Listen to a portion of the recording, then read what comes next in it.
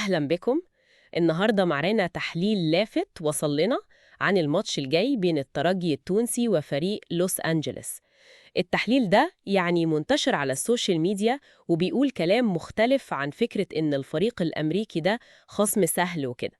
فإحنا هنا عشان نشوف إيه أهم النقط في التحليل ده ونفهم طبيعة التحدي اللي قدام الترجي. أهلا بك. وفعلا التحليل ده مهم، بيطرح وجهة نظر لازم نقف عندها شوية.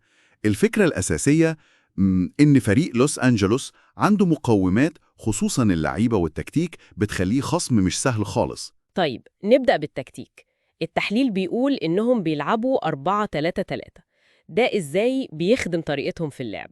هو المصدر بيوضح إن خطة 4-3-3 يعني 4 ورا و3 في النص و3 قدام مناسبة جدا لطريقتهم، اللي هي إيه؟ الهجمات المرتدة السريعة. بيلعبوا على رد الفعل أكتر. خط الوسط بتاعهم بيقدر يسترجع الكرة بسرعة ويبدأ الهجمة، غالبا من الأطراف الأول، وبعدين يحاولوا يدخلوا للعمق. مثير للاهتمام الربط ده بين الخطة والأسلوب، والمصدر كمان بيربط ده بوجود لعيبة خبرة، خصوصا خبرة أوروبية، صح؟ بالظبط، ودي نقطة التحليل بيركز عليها قوي. الخبرات الفردية دي هي اللي بتخلي التكتيك ده ينجح. نبدأ من ورا خالص. عندهم الحارس الفرنسي هوجو لوريس. لوريس بطل العالم 2018، اسم كبير فعلا. أكيد. وجود حارس بالخبرة دي وبالإمكانيات دي بيدي ثقة كبيرة للدفاع وللفريق كله. تمام. والدفاع قدامه، المصدر ذكر اسم بالينسيا الإسباني. سيرجي بالينزيا، ده خريج أكاديمية برشلونة لمسية. التحليل بيقول إنه سريع وعنده جودة كويسة، والأهم إنه بيزيد في الهجوم من ناحية اليمين، وده بيدعم فكرة الهجمات اللي بتيجي من الأطراف اللي قلنا عليها. فعلا الخطوط مترابطة. طيب نروح لنص الملعب، الموتور بتاع الفريق. في اسمين التحليل مركز عليهم، البرازيلي إيجور خيسوس والأمريكي تيلمان. تمام. حسب المصدر، خيسوس اللي جاي من فلامينجو بيلعب دور اللي هو صانع الألعاب المتأخر، بيبني اللعب من تحت شوية، وبساطته دقيقة جدا، طويلة وقصيرة، بتربط الدفاع بالهجوم بسرعة في التحولات.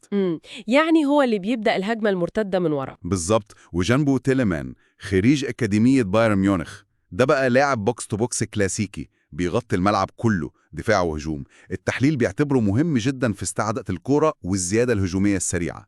الثنائي ده بيدي توازن وقدرة على التحول السريع قوي. شكله خط وسط متكامل الأدوار فعلا. وده بيودينا للهجوم بقى. المصدر بيتكلم عن خطورة الأجنحة، وتحديدا دينيس بوانجا الغابوني. نعم، بوانجا جاي من الدوري الفرنسي ومعروف إنه بيضغط عالي جدا على دفاع الخصم.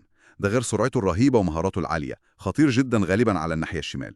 والغريب إنه بيجمع بين السرعة في المرتدة والضغط العالي، ممكن بيستخدموا الضغط عشان ياخدوا الكرة في مناطق قريبة من الجون وينطلقوا بسرعة. طيب وقلب الهجوم، الاسم الكبير طبعا أوليفيه جيرو. جيرو، الهنداخ التاريخي لفرنسا، خبرة سنين في أندية كبيرة، ميلان وتشيلسي وأرسنال. التحليل نفسه بيقول إن عامل السن 38 سنة ممكن يخليه ما يلعبش الماتش كله. بس حتى لو لعب جزء بسيط بيظل خطير جدا قدام الجون. بلمسة واحدة ممكن يخلص كورة، وطبعا الكرات الهوائية بتاعته وجوده تهديد كبير.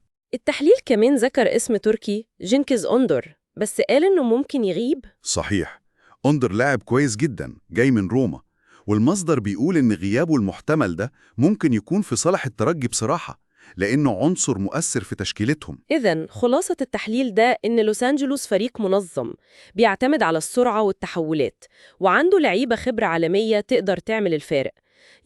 مش خصم سهل أبداً. هي دي الزبدة فعلا. بس في نفس الوقت المصدر مش بيقفلها خالص على الترجي، بالعكس بيلمح إن في فرصة للمنافسة بقوة، بس بشرط إن المدرب الكنزاري يحط الخطة الصح. التركيز لازم يكون إزاي نتعامل مع سرعة تحولات لوس أنجلوس دي، وفي نفس الوقت إزاي نخلق إحنا كمان فرص وننشط هجوم الترجي. نقطة مهمة فعلاً للمدرب واللاعبين.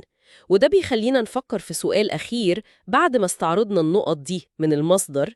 بمعرفتنا بنقط قوة لوس أنجلوس دي، سرعة بوانجا، خبرة لوريس وجيرو، قدرة نص الملعب على التحكم والتحول السريع، إزاي ممكن الترجي بإمكانيات لاعبيه الحالية وفكر مدربه يحط الخطة المثالية اللي تقلل من الخطورة دي وفي نفس الوقت يستغل أي نقط ضعف ممكن تكون موجودة عند الفريق الأمريكي، يمكن في التنظيم الدفاعي لما بيفقدوا الكورة أو حاجة زي كده. سؤال مهم للتفكير،